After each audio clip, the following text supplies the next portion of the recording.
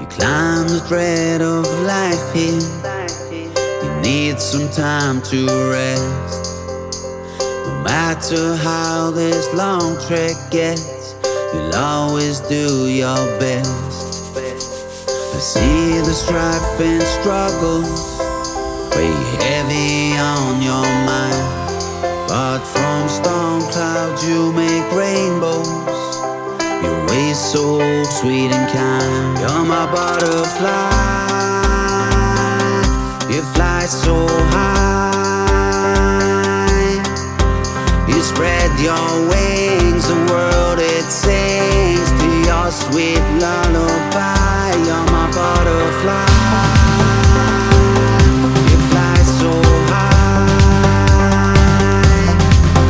You spread your wings, the world it sings to your sweet lullaby. You're my butterfly.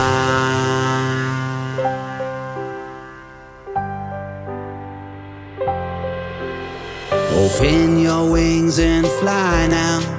Mon papillon so light and free. Like Icarus you touch the sun. This world's beauty now you see. We navigate this new life with sweet tea, love and smiles. If you break your wing, all the birds don't sing, then I'll walk 1,000 miles. You're my butterfly. You fly so high. You spread your wings, the world it sings to your sweet lullaby. You're my butterfly. You fly so high. You spread your wings, the world it sings to your sweet lullaby. I'm a butterfly. I fly so high. I spread my wings, the world it sings to my sweet lullaby. I'm a butterfly. You fly so high. You spread your wings, the world it sings to your sweet lullaby.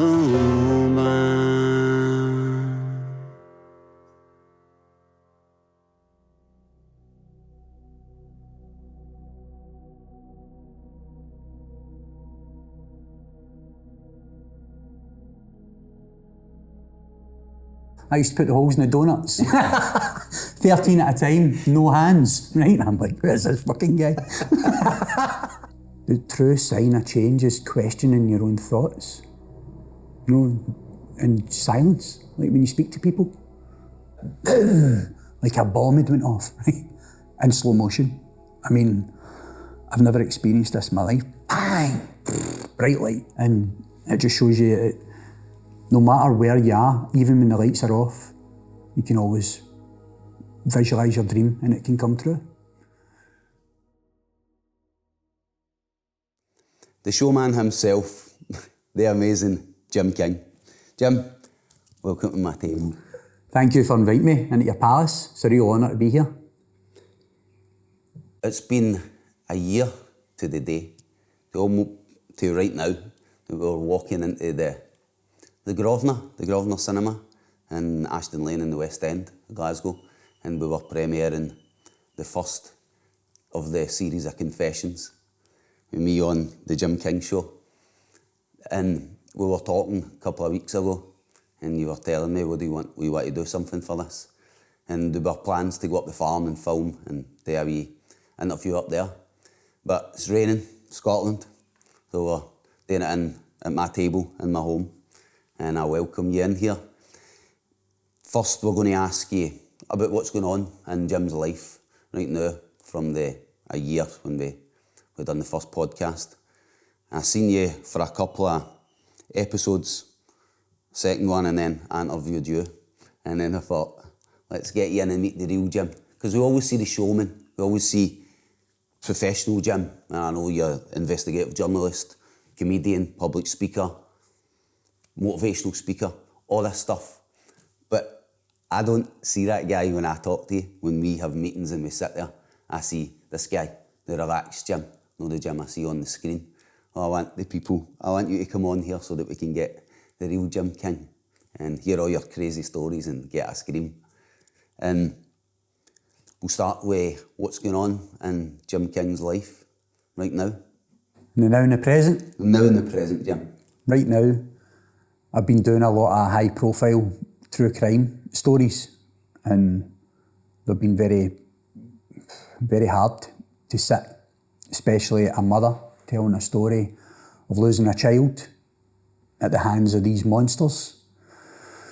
So it's very, like I said, you start to take that in, those emotions, that heartache, and then you start thinking about your own family. You know, how do these people get through that? How do they sit and talk about these things?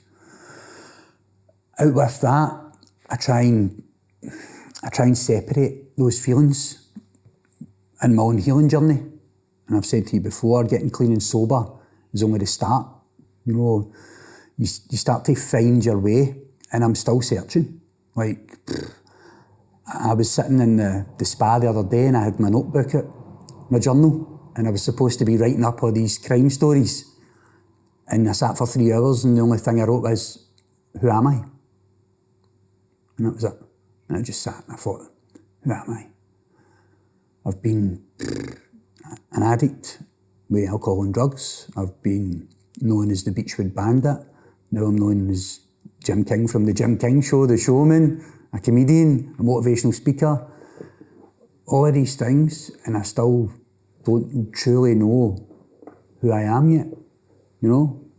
But I know I'm on the right path. Because it's such a beautiful journey to go through such a transformation.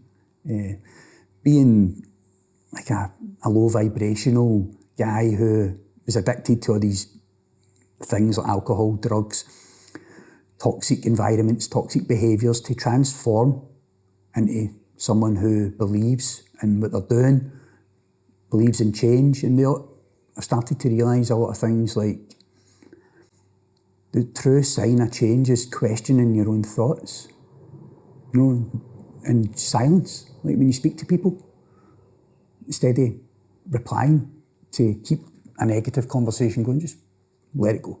Just be silent. Or if a negative thought comes into your head, when you're about to speak, don't say it. Just leave it, you know, and ask yourself why you think like that. And that's the true sign now. I feel I spoke about something earlier on, and I was saying, hi Jim, and I was talking about myself as another person, because I was like, well, wait a minute, I've never done that. You know, because I'm thinking about what I'm saying, I'm thinking about my thinking, and it's changing, it's making me more present, and I feel like a really positive person now. Like before, when I was doing these crime shows or crime episodes, it would really badly affect me. You know, it still affects you now, but I can deal with it a lot better because as I say, I've set a lot of healthy boundaries. I spend a lot of time in solitude. I'm not just doing crime stories, I'm writing comedy material, motivational speeches. You know, there's loads of different ideas, imagination. My imagination runs wild, right? I've always been like that. I mean, when I was a kid, I always loved Eddie Murphy, Mel Gibson, all these people that were like famous actors and hilarious. I used to impersonate them, run about my living room. And I always wanted to be an actor or a comedian. In this day and age, I believe that was what was meant to happen, to become the showman. But you mentioned at the start the cinema. And that was where it really changed for me. I think I was at episode 43 before I met you. And I told the story on the stage when I was up doing the motivational talk and the comedy. And I told the story about how I got the BadGuru. It was hilarious, right? But it was what an experience to watch myself up on that stage and look at how my life has totally changed. It's incredible. But going back to the cinema, again, I never believed you, right? I said, this guy's crazy. This guy's wild. I was with my friend and he says to me, oh, we're going to premiere it in the cinema, right? Just nice and casual. And I'm like, I'm just a guy for the scheme that started this show. And I thought that's when I really became the showman. To see myself up there in a cinema, my name in lights, it was really, it humbles me. Because I think, wow, I dreamed about that. I dreamed about it. And you gave that to me. But it was as if it was nothing. You just said, my friend owns a cinema, we're going to put it in there, blah, blah, blah. Right? And I'm like, do you know what I done? I don't know if I told you that story. What? I went down to the cinema to check. Because I didn't believe you. I could not believe that this was happening, right? Because it took it to a global audience. This cinema screening, and it's all over Google. If you Google it, it says the most high-profile episode is with the BadGuru, Paul Tate. It went on to premiere in a Glasgow cinema, right? Anyway, I was with my friend, and she never believed me either, right? So I'm driving along towards the West End, and I had the office at the time, remember? And I says to her, no, I says, we need to go along to this, the Grosvenor Cinema in the West End, Ashton Lane. I says, because I need to ask this guy if this is actually on the screening. Because why would I believe you? Because I'd never experienced anything like that. Not that I didn't trust you. I thought, this can't be real. Sure as hell, we went along, right? And she's saying, nah. I'm thinking, that can't be. And I went into the reception, into the desk, right? And I says to the guy, I says, this week, I says, you got a showing, a screening? And he's saying, what's the name? I says, the Jim King Show. Yes, there, it's there. Boom, boom, boom, right? Butterflies, goosebumps, everything. And her face, the last it was with, she nearly hit it, honestly. And I was so over the moon, I couldn't wait to get back and tell my mum that I was in the cinema. It reached that level. And like I said, that's when I really became the showman, because I struggled with that show. Like, I crawled through that to get that to where it was. And then you seen my whole persona changing. I was more professional. I changed my clothing. I wasn't wearing the hat. I went from YouTuber to showman. And I just want to thank you for that. You're welcome. It's a pleasure. It was good. It was good putting it in the cinema and seeing everybody, getting all the people involved that were in there. But you've got plans to do some more shows. Let's hear about them. You want to talk about that? What your vision is and what your intention? Definitely. Like I said, my main focus is always keeping my show moving, being consistent for the audience. We've got a global audience now. It's in the charts worldwide. And the reason it's in there because it translates into other languages. And again, when I seen the charts, I thought, who's watching this in Australia? Who's watching it in Saudi Arabia? Hong Kong? Right? I'm saying, how is this possible? The highest I got in the UK was on the Apple Podcast Entertainment Charts category. It was number 3. And it was above like the Times and all these big production companies. And this is an independent podcast from the start. But I don't really like to call it a podcast. I like to call it a show because that's what it means to me. I've always been a showman. Always loved to entertain, make people laugh. Even if it was in the wrong environments in front of the wrong audience at the time. Maybe it wasn't, maybe it was the right audience at the time. But being in the charts like that it means everything to me. And I won't stop. In fact, I see myself doing 1,000 shows. And somebody said to me, what would you do? What would you do if it was all taken from you tomorrow? You woke up and it was gone. This is what people are like. Hoping. What would you do? What would you do then? Would you still call yourself the king? And I said, I would just do it again and twice on Sunday. And he just looked at me. I knew where to go. Because this is all I have now. And it can't be taken from me because it's all in here. It's all in here. It's experience. So it means everything. And it's a legacy to leave behind for my family. And like I said, I'm so grateful to be in this position. But regarding the other shows, that's the main focus, is the Jim King Show in the studio, getting the raw, real, true crime, right? On the other side, I do a lot of writing comedy sets, or funny stories that's happened in my life, true stuff. Motivational speaking, stuff again, real true stuff that's happened to me. Like, I remember at the start, when I was first, no, I can't remember, maybe episode 25 or something, somewhere along the lines, right? And I was paying to do it. I paid. People think you're a millionaire. No, it was a struggle. It was a real struggle. I'd never wanted to go back to working the roads. Why would I? Toxic environment, night shifts, eating pizzas at midnight, all these things, right? I was looking at the older guys and none of them make it to their retirement. They all snuff it, they all die. Everybody. Because the body can't keep up, right? It's the body clock's all out, everything. But when getting away from that, right? And what was the story I was going to tell you again? Can you tell me about an accident you had? That was one of them. There was another one that's been out of my mind, right? But I'll tell you the motorway one first, and then that'll come back into my mind, right? No, I won't, because I've remembered. Right? This is great, because it's natural. So I remember it was about episode, don't know, maybe about a year in, right? And again, struggling with it, because you're constantly putting money into it, right? And you're having to work in other jobs, these things. It was a real struggle, and this is hilarious. When I write my book, this chapter will be called Card Declined, right? And I remember going home and my electricity had cut out, right? My electricity had cut out. So it was a pay-as-you-go. You couldn't believe it. So I've got the key out and I've went down to the wee shop. And I went in, I know everybody. He's like, hi Jim, I'm saying, oh Tony, how you doing and all that, right?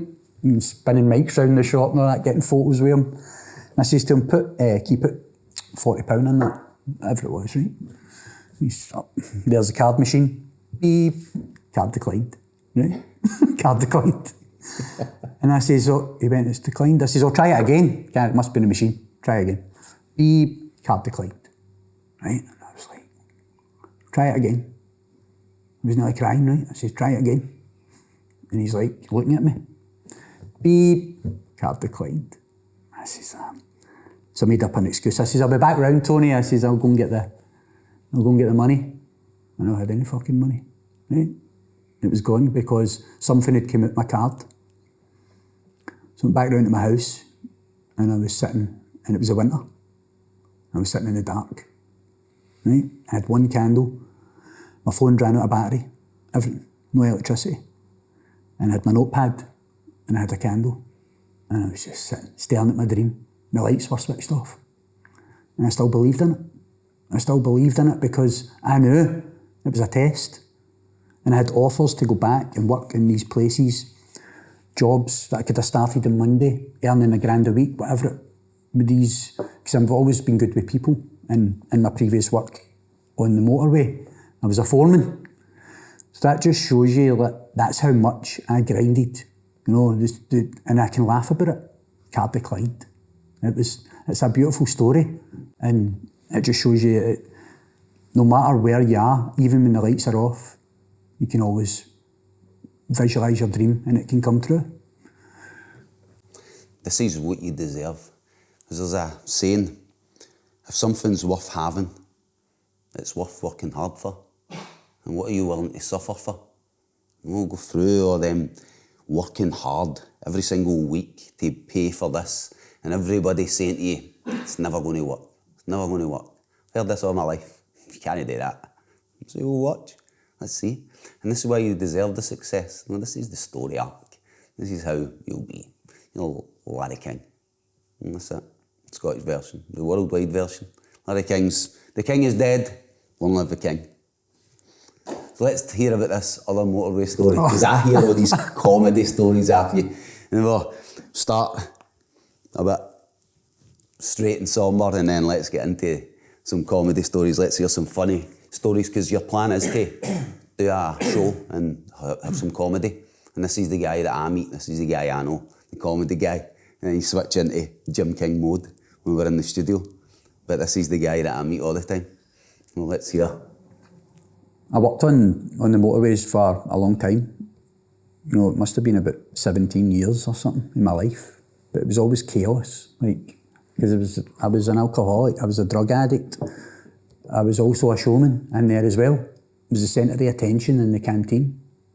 Right? Anybody from that life will tell you. I used to drive to work, right?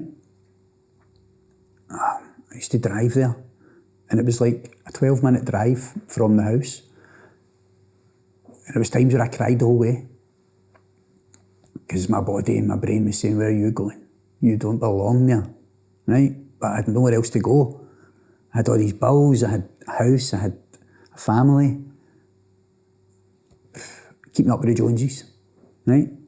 This big semi-detached house that we were paying for, 2 cars, holidays, designer clothes. I used to buy Gucci trainers and Versace. I was obsessed with Versace. Looking good on the outside, but so troubled on the inside. Driving to that depot and crying on the way. Getting to the yard, going in, cleaning myself up, and getting into that canteen like I was just there to make everybody laugh. And I was so rebellious to the rules. Like anybody that was in management, there was always a clash. Because even if the rules were maybe, justified, I would still break them. I couldn't help it. It was built into me. So I would always get up to something, right? And I would drive the lorry drunk. I would snort cocaine off the dash. I was in charge of these, and I was the foreman, right? So I used to do team briefings. And they'd say, right, there's a big job on the Kingston Bridge, right? You're shutting down all the bridge and all that. But I knew the thing like the back of my hand, right? Easy peasy. But I was just so troubled. I remember it was great. I had great emotional intelligence and I never even knew that's what I was using. I'll give you an example, right, before I tell the real funny story on the motorway, but it's also traumatic. So I remember there was this big, massive job, right, and I was always good at, dead fast at planning, executing it, because I'm a perfectionist, right? I've always been like that, no matter what I'm doing, 100% in or 100% out. So they said to me, right, this big job, I says, right, I'll be back in a minute, into the toilet. And the traffic police and everything were in this office, right? Because it's part of it, you need the traffic police, blah, blah, blah, whatever it was. And I goes into the toilet and I rattles 2 lines of prop, pure cocaine, but it's not really. It's maybe 40%, which is a lot, right? So I've took that and I'm at my tree, right? So I'm up there and I've got the map on the table of the bridge and I'm saying, right, and I'm picking the crew. I won't say, I'll make up the names, right? Because I don't want to mention them. We used to have a big angry guy. He was about 7'2", right? Always angry. Right? We used to kid on, look, the wife's no found the remote control and he's doing 100 mile an hour on his bike. Right, raging. Anyway, he was always angry, but I could always handle him. Right? I could always deal with him in a nice way because I had that skill. So I was always intoxicated, so I didn't want to drive. Right? So I used to go up the back of the truck all the time. Anyway, in the briefing, I says to him, can I speak to you, big man? Privately. Right? He's like, what is it? He's a big angry guy, right? He's 7'2". And I says to him, look, this job, I says, it's very complicated. I says, there's nobody in this depot that could drive the way you drive. I says, I need the best driver for this job. I put the keys across to him and a smile on his face. And by God, was he the best driver after that? Because I installed it into him, right? So he took that responsibility and he's like, because if you tell somebody they're the best and you keep telling them they're the best, they will become the best, they start to believe it. And it was just wee exercises like that. And we had another wee guy in the crew who was autistic and he got bullied a lot because it's a toxic male environment. He was on the crew. I put him aside. This is a great way that I dealt with these situations. Even though I was full of cocaine and drinking wine at my flask, I still executed it with true professionalism, right? And I pulled the wee autistic guy aside and I says, listen, I says, look, this is a very complicated diversion route. I says, I know you like to be, too many people in the cab and I know they always rip the piss out of you, but you know I'm not like that. I says, but I want to give you the responsibility of the diversion because you know what you're doing. And every single sign was immaculate, perfect. Because I gave him that and I told him he was the best at it. Same thing, right? So I was brilliant at my job in that department, but not sticking to the rules. I was always in final written warnings, right, for crazy stuff. Like they made up a rule at the gate where you weren't allowed to turn right because all the traffic would build up in the yard and it would cause chaos. So you had to turn left, go to the roundabout and then come back. The management made this rule up, right? And I hope they're watching. Me being me, I think I was going on holiday. I was finishing the shift and the gate and all the traffic is building up, right? Picture the scene. It's all building up in the depot. And I'm there in my wee Corsa, right? Wee sports Corsa I had at the time. And I'm looking and I'm saying, that bastard. That's a manager that's doing that. They made the rules. So what do? I drive onto the wrong side of the road, like a boy racer, right up at his window and I start giving him verbal abuse. But I'm on the wrong side of the road. And I'm saying, you made the fucking rules up. Turn left, like the rest of us. And I went, wheel spin, boom. And I went right out, cut him up, and I went left. I never thought anything of it. Went on holiday, I came back, and when I was walking in, they were all going, oh, walking the mile. Kingy's walking the mile. And I'm saying, what is this about? And this is all the area manager, whatever he was called, what was it? Something like that. One of the managers wants to see you in the main office. So, sure as hell I wandered over. I thought maybe it was because somebody had smelled drink on me in one of the jobs or something, right? And my brain was... Anyway, to cut a long story short, he pulled me into the office and he had the computer up with CCTV, right? He says, come on in, Jim. He says, just watch this. Pressed it. He says, is that you walking along the car park? I says, yes, that's me. He says, is that you getting into your car? And I knew it was coming, right? I says, yes, that's me. He says, just in a wee minute. He says, is that you there, driving like a lunatic?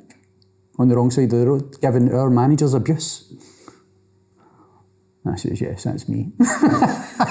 He says, there's no audio on the CCTV, so we can't... But the manager went in and stuck me in, obviously, because this is their style, right?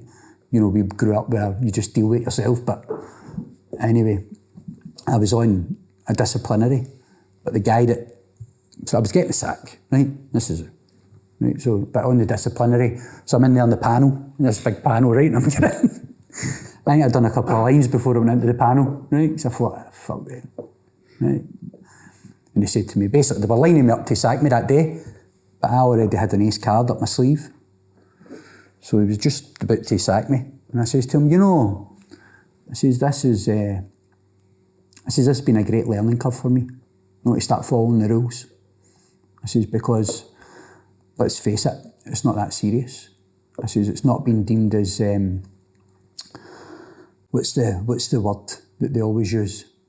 But it's the most serious offence in work.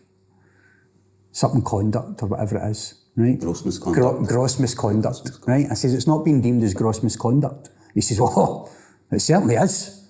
I says, I know, but it doesn't say any of that on my paperwork. And I slid it over to him and his face went chalk white, right? He's looking at it. And he's like, oh, it doesn't. And I says, I know. And he says, I want to call you back. They called me back in. The person that had made up the letter never worded it properly. So I got I think it was a written warning was all he could give me. And I went back in, all the guys are all applauding and all that. And do you know what happened? It was like now in football, you used to get players player. Yep. So in there, all the staff would vote for who was the Employee of the Year award. They had a big award ceremony. They all voted for me to ram it right up them. And I had to go up and get the award, even though I was a pure rebel. I've got a photo, I'll send it to you. Right. Me sitting on the wall with the award, Employee of the Year, Driver of the Year, even though I was drinking, taking coke every day. Right? Madness. But anyway, one of the stories, right? I mean, I don't know how I got through that in my life. And that's why I was crying all the time. I didn't belong there. Last story on the motorway, right? So there was a guy there who was such a character. Used to call him Uncle Tommy. Right? He was so funny. This guy was nuts. And he was always drunk as well. So we were always, fuck, you take the keys, no, you take them. Did you know each other were drinking? Of course. Right. Used to go and get sharing bottles and all that. Used to go and and get the just wine and all that. But he never took coke because I was too greedy anyway. He wasn't getting any. But I'd spend all my wages. Like I would give like the missus 500 and I would just spend 500 on just nuts. Right. But anyway, this is traumatic. Sorry if I spat there. This is traumatic, but it's also hilarious, this story, right? And this will be the last I'll tell about the roadworks, because I've let that go now. But I still speak to some of the guys, I still respect them, and a lot of people helped me and guided me in things in the work. Shout out to Big Steph, the second best foreman in there, right? He showed me the way, then I took over. But anyway, moving on in the story. I was, me and Big Tommy, right, Uncle Tommy, this guy was hilarious. Right, he had like a Australian, Scottish, English accent because he'd been all over. Right, he's just a big guy, full of pattern, charisma. Right, it was nuts. Me and him had the great laughs. Always wanted to be in the same crew because we were nuts and all. Anyway, we're on night shift and it's just the two of us in the lorry. It was like a traffic management lorry. This is an unbelievable story.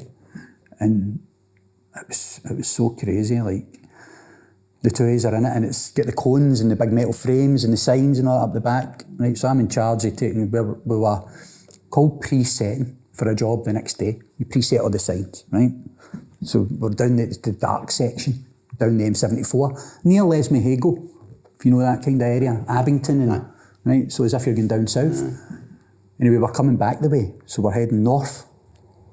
And I says to him, right Tommy, I says, drive down, pull in at the hard shoulder at marker post 47 over 2 on the map, right? I'm saying that's where the first sign's going.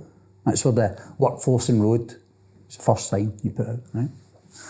And he's like, okay, Jimmy. He's driving along, he gets nuts. And he says to me, Jimmy, did you know I used to be a baker when I worked in Australia? I says, no, is that what you done? He went, yes. I used to put the holes in the donuts. 13 at a time, no hands, right? And I'm like, where's this fucking guy? Right? That's very good, he was hilarious. So he's pulled into the hard shoulder at the marker post. And I've jumped up to the back of the lorry. We used to just jump up, right? Picture this scene. So the flashing lights were going, the beacons, everything. It's pitch black, but we've got all the lights on. And I've got the big metal frame that was like, and I've took it off the lorry, I've put it down, Tommy's put it out. I've gave him the sign down, put the sign on, flip it down, it's preset, sandbags. And I says, Tommy, I'll just tie these frames up, because if we start driving, they'll fall. So he's jumped into the driver's seat. And I'll kid you not, right? I've never spoken about this story. I put the rope round we used to have a wee loop on the rope, flipped it around the signs, the frames. I've pulled it, and as I've pulled it, like a bomb had went off, right? In slow motion. I mean, I've never experienced this in my life. Bang! Bright light. And it's spun me right into the frames, and as I've looked, it was like everything went in slow motion. Right? And it was all the missiles, the cones, the metal bars, sandbars, sandbags, everything was flying by me in slow motion. I thought it was a bomb. Right? I was in my neck, in my back, so I'm against these frames and everything missed me. And I'm saying, what? I'm thinking, what's happened? No, you're in shock. And I looked over the back of the truck, and you know, one of the car transporters had crashed into the back of a lorry, square on, right? And the front cab was like a squash can. It was mayhem, carnage. The smell of burning metal, smoke everywhere, debris everywhere, right? And I'm looking at myself and I'm saying, what the fuck? There's no more going. There's nothing, right? So I've jumped off the truck.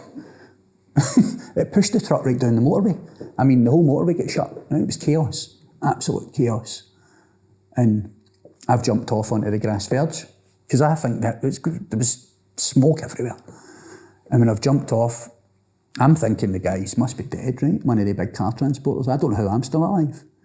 So it's so funny, I know, because I've jumped off, I'm lying on the grass at this point because I don't know what's happened to me, my neck's sore. Big Tommy comes round, right? You all right, Jim? I says, is he dead? He must, and he went, he looked dead. Right? I says, did you not check? Did you not check if he was dead? And she just does that. the driver came wandering round the grass verge for the back of the truck. I don't know how he walked it, but he was like something for the Thriller movie, right? He had no shoes on. He'd been driving up from down south, he's fell asleep, right? And he's just crashed it into the back of us. He's crashed it in square on, like one of the... And he's walking, right? And his hands are like this, I'll never forget it, was so traumatic. And he was covered head to toe in blood, red everywhere. And the blood's dripping from his hands. And he's going, I'm sorry. That's all he could say, I'm sorry. And he kept shaking, right? And I says, Tommy, see if he'll sign that disclaimer. I says to him, Tommy, get a hold of him. He was wandering about like a zombie, drip, drip, drip. And I mean, I thought this was going to go on fire.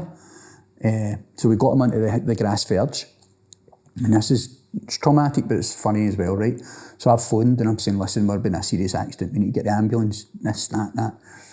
And some idiot supervisor is saying to me, we need to get the debris cleaned up, right? We'll know who we're speaking about. He was the worst ever supervisor known to that company. No brains, right? No people skills, all the rest of it. Always picking on me. Anyway, he said, we need to get the debris cleaned up. And I says, go fuck yourself. And I gave him it stinking, right? I said, we're nearly killed down here. Right, so I just hung up on him. Fuck off. Hung up on him. And by that time, the police are everywhere. The ambulance are everywhere. He's getting carted onto a stretcher, right? So the second, they took him away. The guy, he was in a bad way, right? Still alive. Big Tommy's standing smoking a roll up. You all right, Jim? I says, no, my neck, my back, right? It was agony. So they've got me on a stretcher. The second ambulance, right? So I'm on the stretcher, getting neck cast on, right? So I'm seeing pound signs. I know I'm getting a good claim because this was heavy duty, right? So I'm in it. They've carted me into they've put me in the ambulance. So I'm lying in the back of the ambulance, right? And they're all working, saying, can you move your neck? You know, I don't think we... And I'm saying, no, I'm okay. I think I'm just in shock.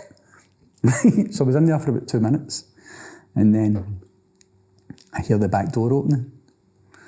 And it's Big Tommy.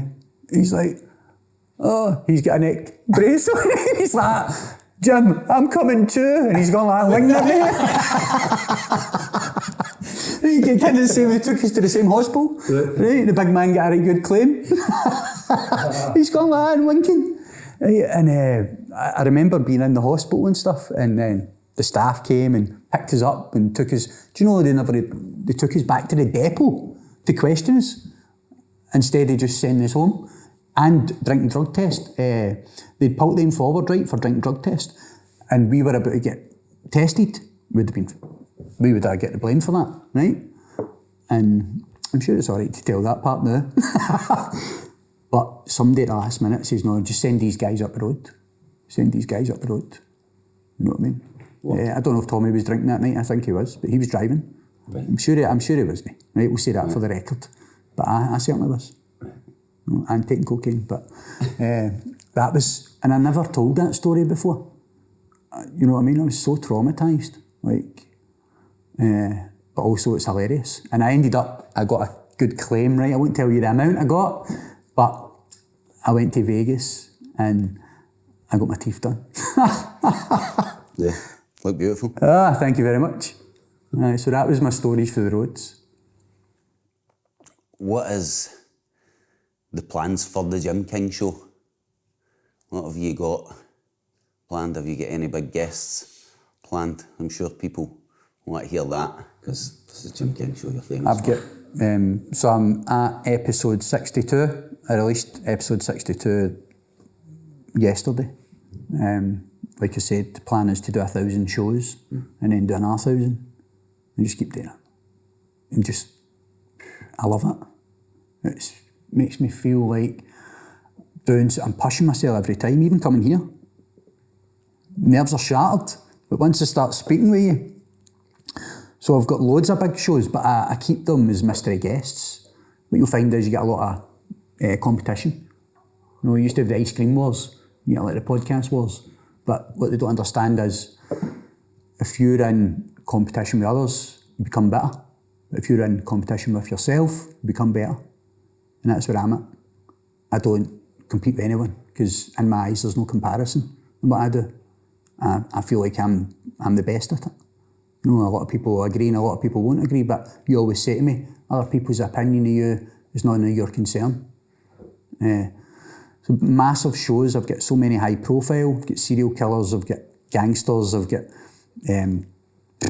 terrible crimes that shocked a country, and then I'm going to be touring, maybe this year, maybe next year. I'm taking the Jim King show. It's already global on the charts, but I'll be doing tours of Ireland, then I'll be doing tours of Europe, America, Australia, all over, getting all the biggest stories. And I love being a journalist, but I also love to meet new people, have a laugh, and just be multi-faced and talented. The way you are now is totally different from the guy you're just describing in the stories. Tell us how the story, because I met you a year ago, just over a year ago when we started the podcast, and just a different guy that's sitting in front of me now. Like the calmness when we came in here and you're just sitting and telling the stories, relaxed, not 100 miles an hour. And we had a couple of conversations at the start about the 12 choices. When I agreed to come on your show, I said, well, 2 conditions. You come and you do a wee retreat ways, and then you do the 12 choices. And you started or tried it, but then you fell away. But how are you getting on with it now? I think it's a lot of rubbish. No, I'm only kidding. It's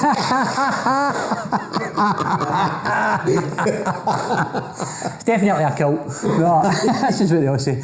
But, you know, I'm not an imposter. So I says to you, I'll put the choices, the book, in my studio when I actually make the choices. I had other choices I had to make, my own choices, setting boundaries, finding, like I said, like sitting in there writing who am I, all these things. I was very stubborn. Did I tell you about the pains, how it started? It was pains in my heels.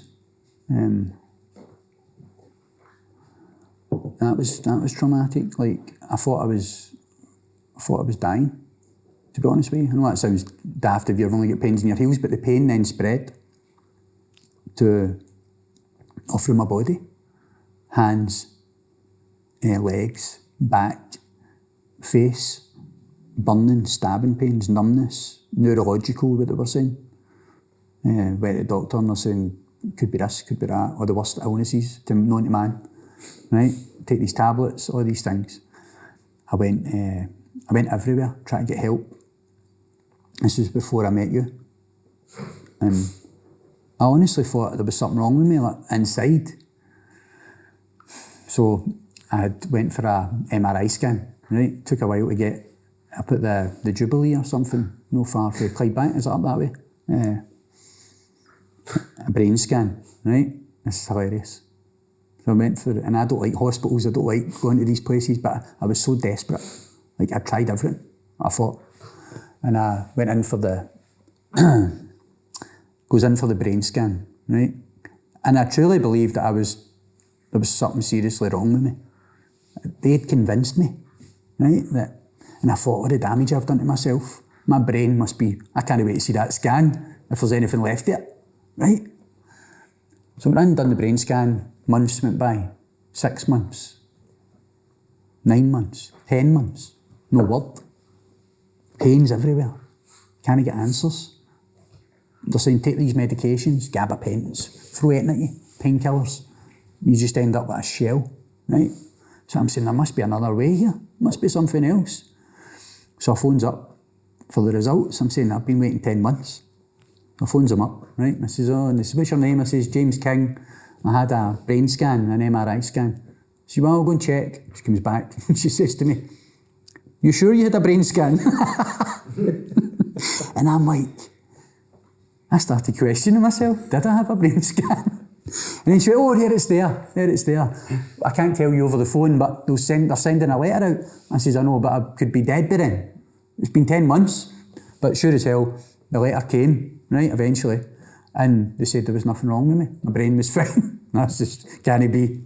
They said the brain was fine. The brain was fine. And then it wasn't long before I met yourself, started learning about the choices, no, you were telling me, I was telling you about these pains, and you kept saying to me, look, because I told you my story, he says, look, it's your mind. It's your mind. And I'm like, no. I didn't believe you, right? I didn't believe you because I was searching outside of myself, saying there must be something else here. Why had nobody given me the answers? Unbeknown to me, I had the answers the whole time. And you told me that on the first show. You told me that. You says there's nothing outside of you, only inside. That's where the answers are. And you says, I've gave you the guide, I've gave you the book. But that went down at the bottom of my journalist table. I went back to the true crime, right? Still suffering every day. Suffering and suffering and suffering. And I thought, no. So I'd saved up enough money to go private. I thought, I'll need to go and see a proper private place because these NHS things aren't working for me anymore. So I went to a private clinic and he's like, before we go and do all these tests, and they do a full test on everything, right? Everything. Before we do all these tests and that, tell me your story. Like, and I told him, traumatic childhood, all of these things. And we done all the tests, and then I think it was a few days later, he said, come back in and speak to you. And I'm thinking the worst again, right? I'm thinking, oh no, I've only got a couple of weeks left. Yeah. And he says to me, all these tests are, you're a very fit, healthy young man. Everything's spot on here. Everything. All this about your vitamins or your iron and all that. He said, and then he done that. And he put his finger on my head and he says, this is psychological. Psychological trauma that you've been carrying and building up and putting it at the back is now manifesting in physical pain in your body. He says, and so your nervous system has been in fight or flight since you were 10, since you were 9, whatever it is. He says, so now, and I mean, he was saying the words, I could hear you, right? And I'm saying, that mad bastard was right all along. I says, he was right all along. And I says to my mum, I says, and the programme came out, right? I says to my mum, that BadGuru was right the whole time. I says, and she went, he'll know, won't he, because he's been through all that shit. And I've been using the choices, but in my own way.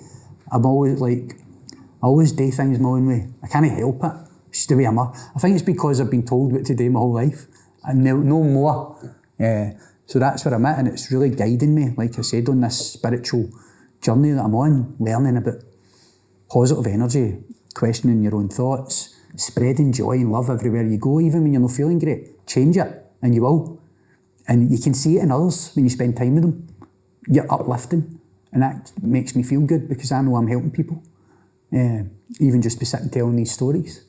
So that's where I'm at with it. And there's loads of people that I meet, especially in Cumbernauld, when I'm maybe at the shops, and they stop me and they say, oh, and all they can say is, oh, see you, all my wife talks about is Jim King and the BadGuru.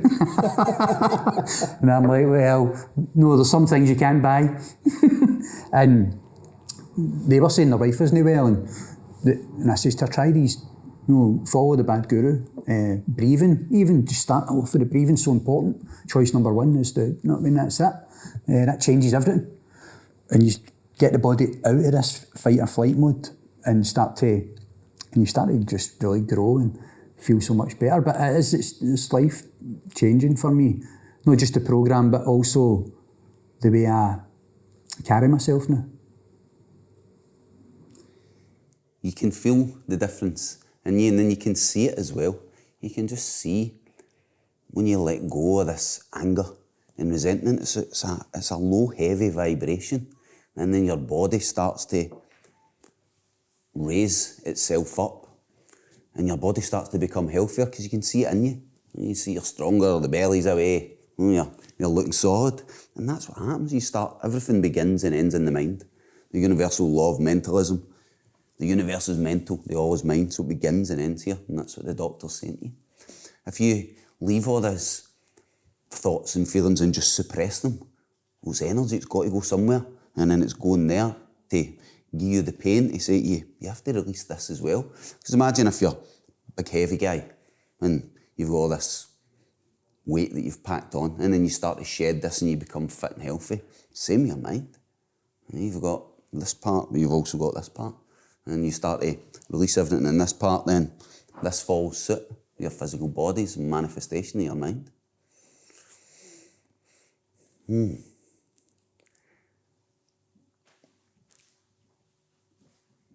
I've not got any more questions for you. I've got plenty of stories for You you. got some stories? Aye.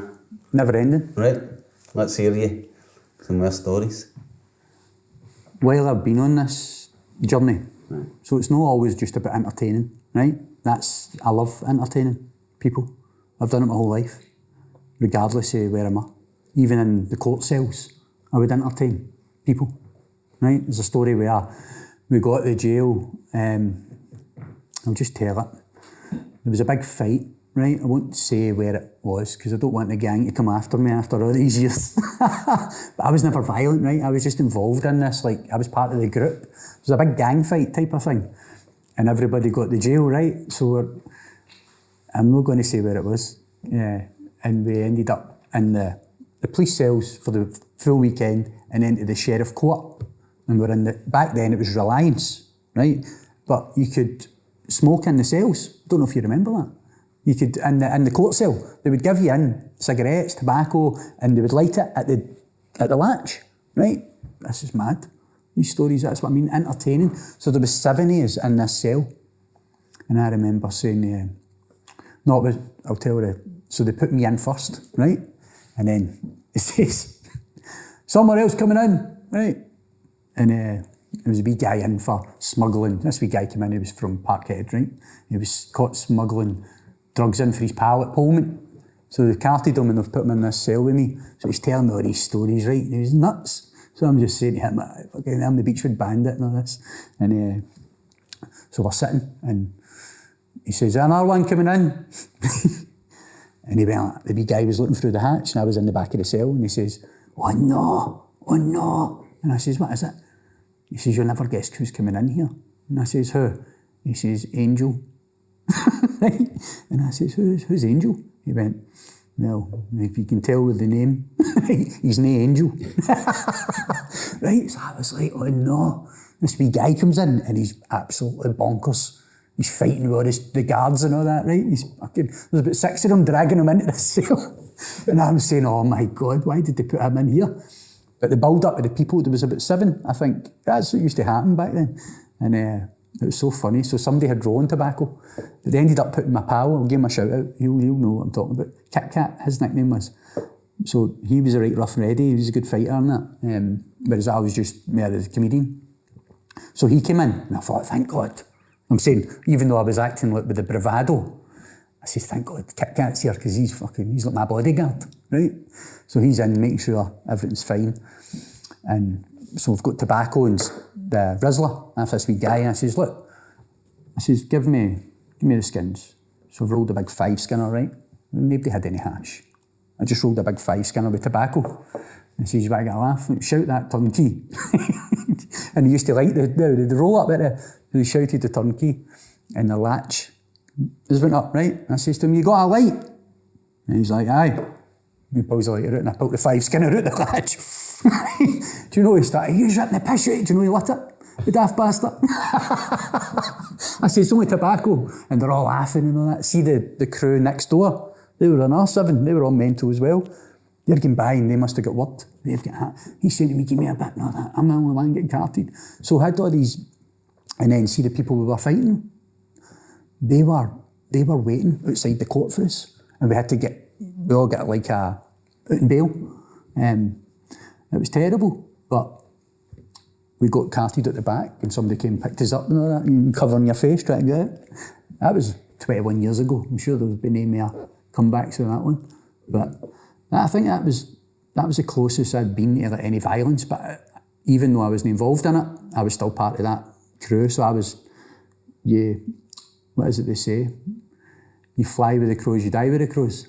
But that was that story. But I've got many stories. There's times on my healing journey with the DMT, all these things. Let's hear this one.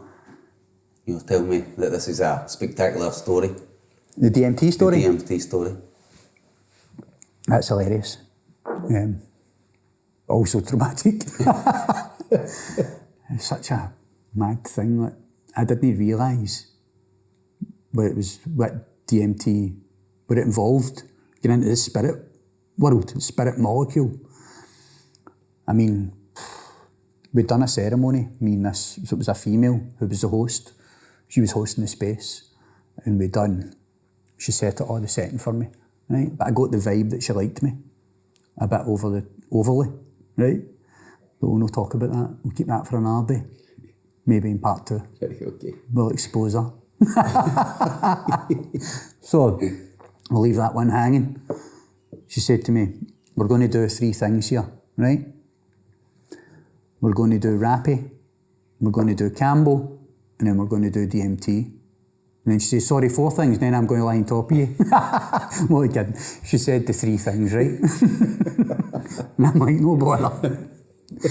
So I'm sitting there. And Rappy, I love Rappy. I never knew. So obviously, she shoots it up your nose, 2 nostrils, your eyes water. I get 3 of them. I loved it. I said, give me more. I love this Rappy. But didn't know what anything was, right? I was just a mad nutcase. And then the Cambo, first experience of that. So this is all in the one go. She had like a bar, but it was like green teas and stuff. It was quite a nice setting she had. So I remember standing at the bar. And the Cambo, what she done was she burnt the back of my neck, right? Just a big hole. And she put the poison or whatever it is, the Cambo in there. And the feeling that I got was, I remember standing at the bar, the tea bar, and I looked and then I looked back, and I was 10-year-old, and I was scared. I was hiding, and I was frightened. And she's just staring at me. I was like, I was terrified. And then my stomach, everything. But it didn't last very long. It was just, and then it went away, and I was back to. But I was like, whoa, what was that? What was that? And she's like, oh no, you're all right, lie down. Lay down. And she's out with a glass pipe. And she says, right, you've got to take 3 hits of this pipe. Right, this DMT, I didn't know what DMT was. I don't even think I got the 3rd one. I think I got half of it. Right? But I got the first 2, and then I think. The 3rd one, I think I got half and then collapsed. Out. This is the most craziest experience I've experienced in my life. I'll never do DMT again, or ayahuasca, I can't face it. It was like going to hell and then going to heaven. First, so when I've took the 3 hits, or the 2.5 hits of the pipe, I fell back into her arms. Right? And she had blue hair. And she's lying behind me. And I can hear her voice. You're okay, everything's okay, just go, let it go. And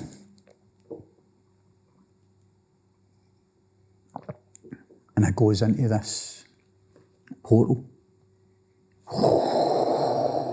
Right, this black portal. The noise yet, like I was going through right?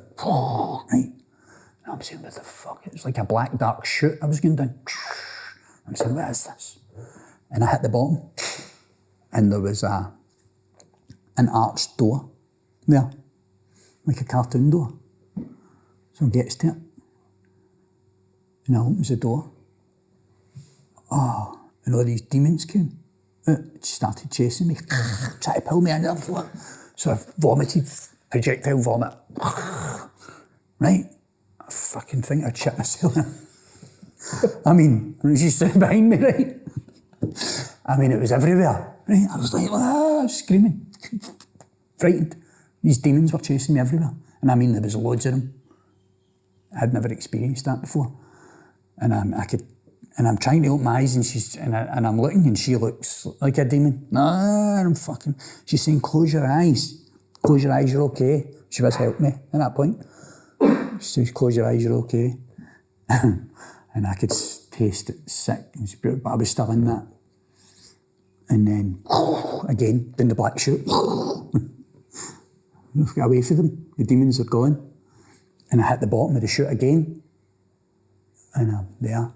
And it's like, this time, it's like an arched tunnel, like a tunnel. And I can see light at the end of the tunnel.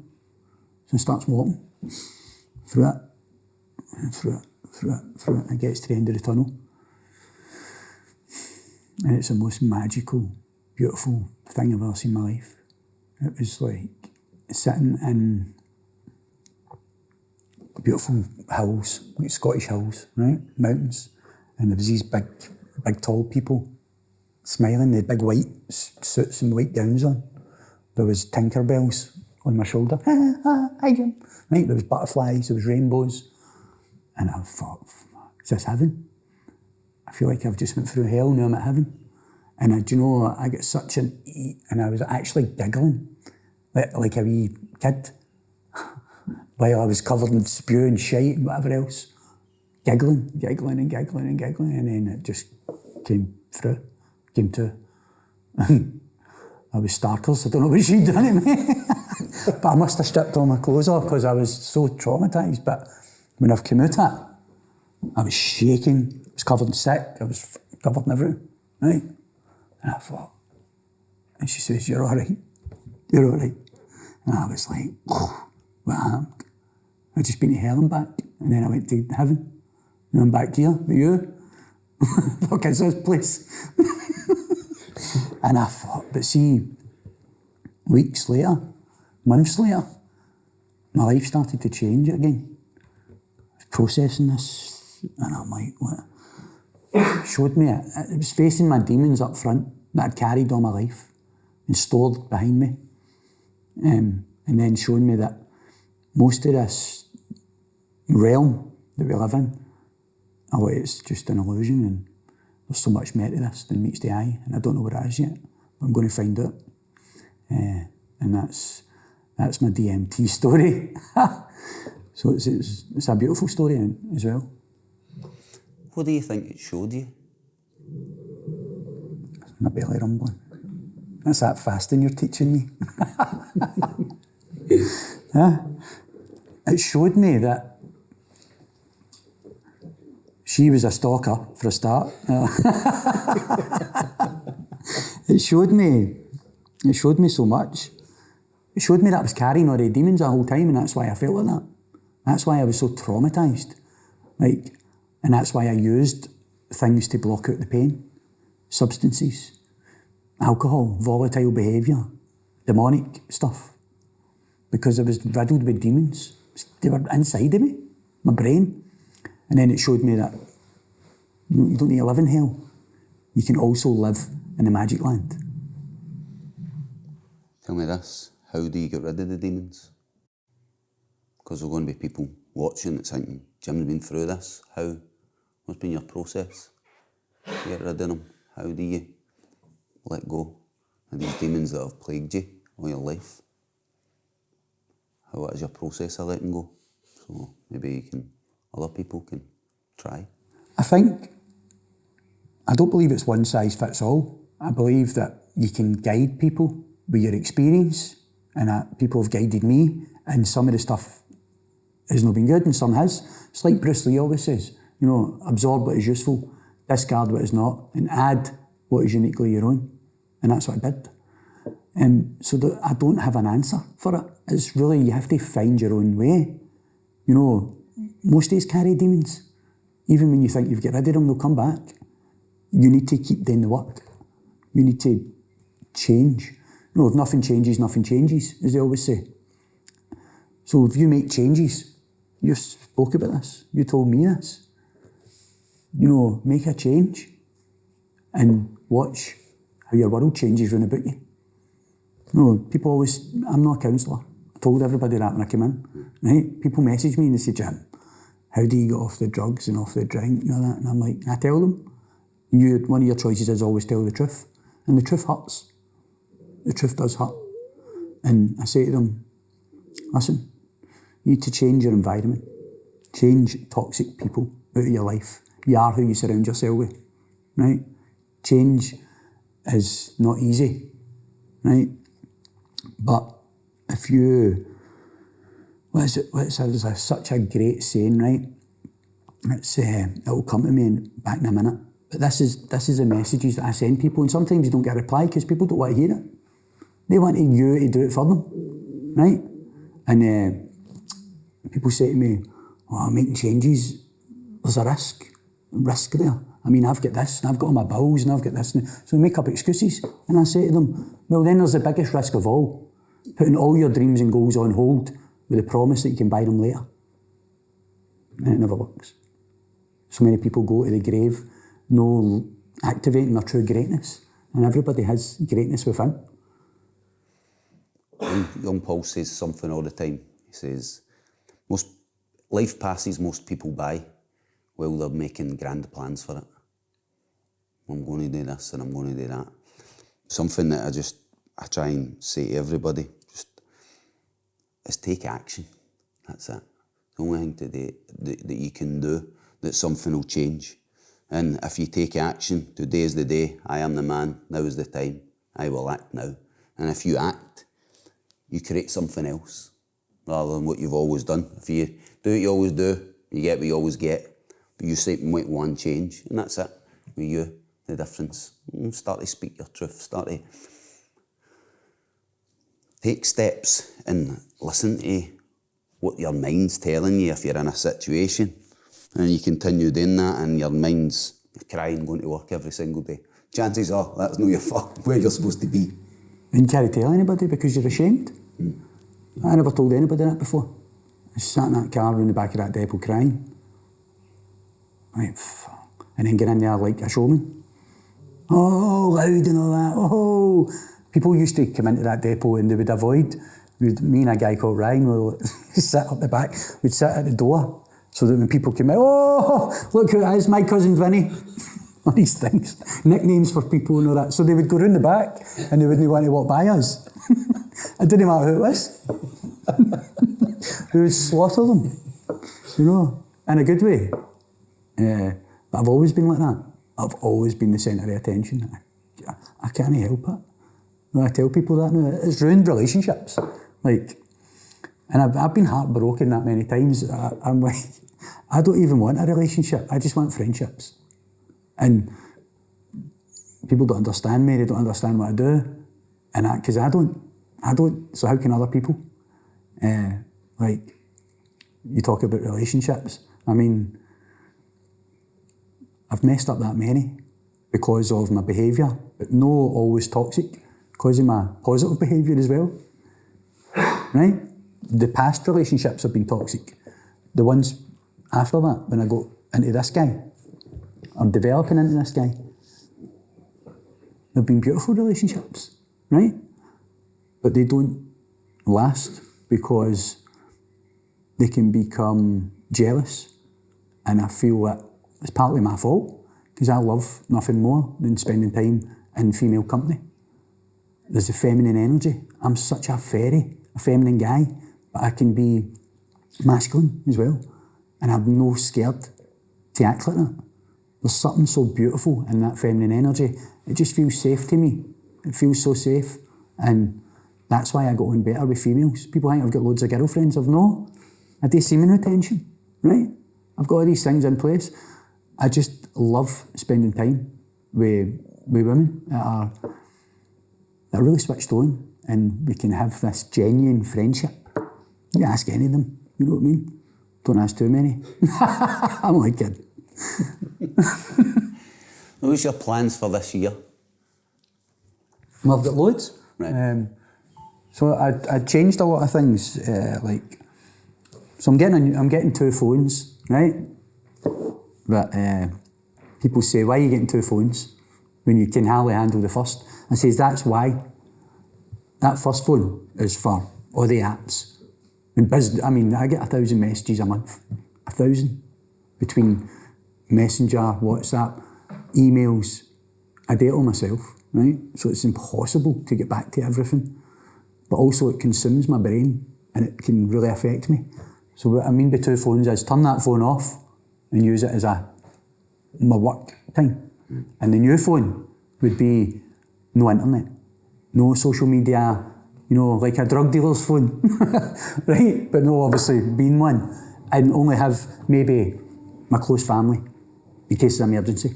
if I'm out climbing, hiking or whatever. And that's one of the things. But the plans are never ending. Like, all I think about all the time is how to be more creative, how to improve, how to evolve. Like, people used to say to me, well, I need to prove this and I need to prove that. And I says, well, you don't need to prove anything. All you need to do is improve yourself, and that'll prove everything itself. You don't know, what is this? But you don't know unless you experience it. And you can't buy experience. Just act, just do something. I've been doing that for the past 3 or 4 months, and I wrote a book. I wrote TV Boy, and it's going to be released in 2 weeks. With the song Papillon's going to be released in 2 weeks, and we're doing a single release for a dance version that's going to be in all the clubs next week. And I just put my phone away for 3 months, and thousands of messages, thousands of calls. And then I would just look, and it was just too many to get back to. I don't run the social media, there's other boys that run the social media. But just with that break, how free my mind was, and and then I was in this imaginary world with this wee boy, and going through all these adventures with this wee guy. And sometimes it was hard to come back into this world when you've been sitting for days, because I would be up at 5 in the morning and then start writing. And Kainsleigh got up maybe 8 o'clock to go to work. And then before I knew it, it was 4 o'clock and she was coming back in, and I was just in this imaginary world. But it's such a treat and such a joy to be in it, in this imaginary world. That's how I love hanging about with kids. Just being in their world and just experiencing it. And I'm going to start writing the second book now, because I've got the wee characters ready for this. What else have we got to get a chat with you about before we finish? Because we've only got a couple of minutes left, and then this is done. Tell us any plans that you've got, any shows upcoming, anything at all you want to tell the audience, mine and yours. I would just... Any messages? That's it, take your time, because this is what you always give me on the end of your show. You want to give a message to the people about what's going on with Jim King. You've got to see a couple of sides to you, on the serious side and spiritual side, but also the funny side as well. You hear all your good stories. So a message to the audience. The majority, especially in the West, as you know, you've created a programme that can cure the mental health epidemic in the West, and I believe that now. Eventually. That's it. Right? There's so many people. 95% of the population in the West live in a low vibrational state of mind due to the way the system is. Right? I'm not going to sit here and slaughter the system, but me and you know that, right? But there's another 5% that live in a higher frequency. So that's why if I was just to do shows on spirituality and talk about all these health and wellness things, then I wouldn't have an audience. So it's important to give the audience what they want, right? True crime, everybody loves true. I love true crime, I love it, right? But then in that moment, then you can install the spirituality, the message of transformation, planting the seed. But people that are living like that are stuck, you know, the people that message me, and I'm not a counsellor, all of these things, only they can make the decision to change. And one change will be 2 changes, will be 3 changes. It's got a domino effect. And it's not just your life will change, your partner's life will change, your family, the people that you surround yourself with. And that's it, as you always say, make a change. We've got a plan to do some shows together, some live shows, do some comedy and get a laugh. We're also in, me and Katie Steele, we're in Comic-Con in September, and then we're going to sit and write some stuff with you to do some comedy and plan a wee bit of shows as well, so we'll keep that for the next episode, and then we'll start to release what we're going to do and any other plans for the end of the year. We'll let the audience know. Well, Jim, thank you very much. Thank you, brother. Here. Thank you for amazing, honestly. Thank you for inviting me into your palace. It's a real honour. Good to get you. Thank you. In here and have a laugh. Thank you, amazing Jim King. Thank you.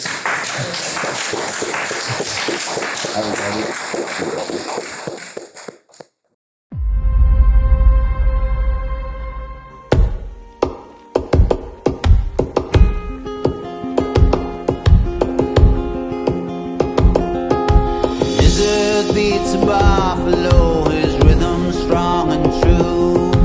People draw towards a fight to see who conquers who.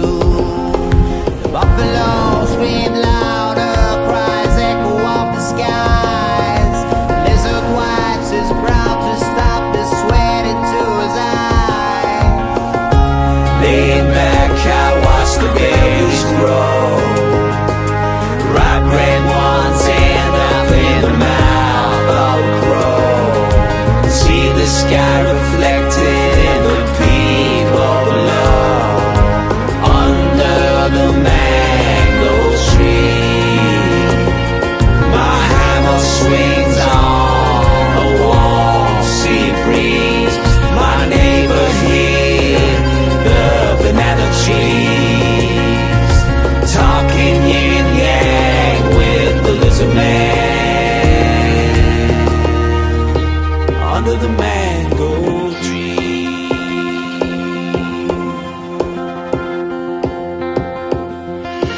Center of the arena, these two giants now do battle. Crowds move in to find their spots like weary sunburned cattle. Pull like magnets to the ring, bodies compelled to dance. The energy like lightning bolts inside the lizard's trance. Laid back, I watch the babies grow. Ripe red ones end up in the mouth of a crow. See the sky reflected in the people below. Under the mango tree, my hammer swings on a warm sea breeze. My neighbors hear the banana trees talking yin yang with the lizard man under the mango tree.